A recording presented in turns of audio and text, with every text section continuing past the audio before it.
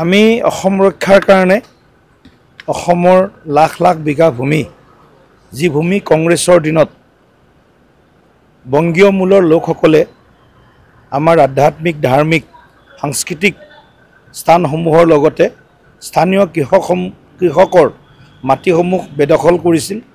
সেই বাংলাদেশীক মুক্ত কৰাৰ বাবে বাংলাদেশীৰ হাতোৰাৰ পৰা এই মাটি মুক্ত কৰাৰ বাবে আমাৰ চৰকাৰে যি অভিযান লৈছে সেই অভিযানক ভাৰতীয় জনতা পাৰ্টিয়ে অন্তঃকৰণেৰে সমৰ্থন কৰিছে। অখিল গগৈ ডাঙৰীয়াই হওক বা কংগ্ৰেছ দলৰ নেতৃত্বই হওক, তেওঁলোক আজি খিলঞ্জীয়াৰ স্বাৰ্থত নাই। তেওঁলোকে আজি এই সন্দেহযুক্ত লোকসকলক তুষ্টিকৰণৰ কাৰণে সকলো সীমা অতিক্ৰম কৰিছে। মই ভাবোঁ অখিল গগৈ ডাঙৰীয়াই যদি তেওঁ সঁচাকৈ অসমীয়াৰ খিলঞ্জীয়া মানুহৰ অসমত থকা প্ৰকৃত ভাৰতীয় নাগৰিকসকলৰ কথা চিন্তা কৰে, চৰকাৰক তেখেতে সন্মুখৰ পৰা সমৰ্থন কৰাৰ বাবে আগবাঢ়ি আহিব লাগে।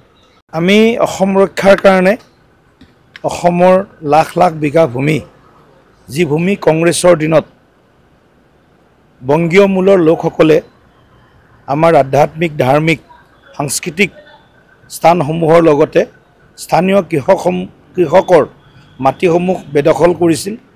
সেই বাংলাদেশীক মুক্ত কৰাৰ বাবে বাংলাদেশীৰ হাতোৰাৰ পৰা এই মাটি মুক্ত কৰাৰ বাবে আমাৰ চৰকাৰে যি অভিযান লৈছে সেই অভিযানক ভাৰতীয় জনতা পাৰ্টিয়ে অন্তঃকৰণেৰে সমৰ্থন কৰিছে।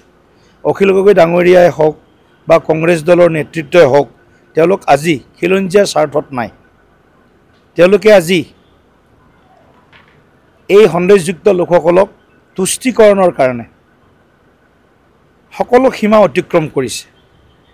মই ভাবোঁ অখিল গগৈ ডাঙৰীয়াই যদি তেওঁ সঁচাকৈ অসমীয়াৰ খিলঞ্জীয়া মানুহৰ অসমত থকা প্ৰকৃত ভাৰতীয় নাগৰিকসকলৰ কথা চিন্তা কৰে, চৰকাৰক তেখেতে সন্মুখৰ পৰা সমৰ্থন কৰাৰ বাবে আগবাঢ়ি আহিব লাগে।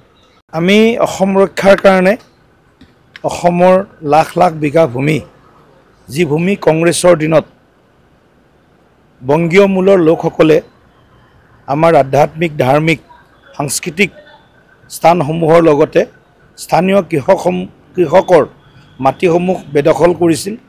সেই বাংলাদেশীক মুক্ত কৰাৰ বাবে বাংলাদেশীৰ হাতোৰাৰ পৰা এই মাটি মুক্ত কৰাৰ বাবে আমাৰ চৰকাৰে যি অভিযান লৈছে সেই অভিযানক ভাৰতীয় জনতা পাৰ্টিয়ে অন্তঃকৰণেৰে সমৰ্থন কৰিছে।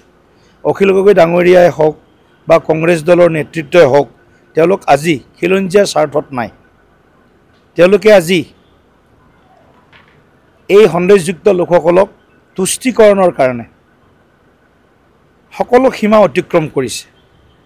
মই ভাবোঁ অখিল গগৈ ডাঙৰীয়াই যদি তেওঁ সঁচাকৈ অসমীয়াৰ খিলঞ্জীয়া মানুহৰ অসমত থকা প্ৰকৃত ভাৰতীয় নাগৰিকসকলৰ কথা চিন্তা কৰে, চৰকাৰক তেখেতে সন্মুখৰ পৰা সমৰ্থন কৰাৰ বাবে আগবাঢ়ি আহিব লাগে।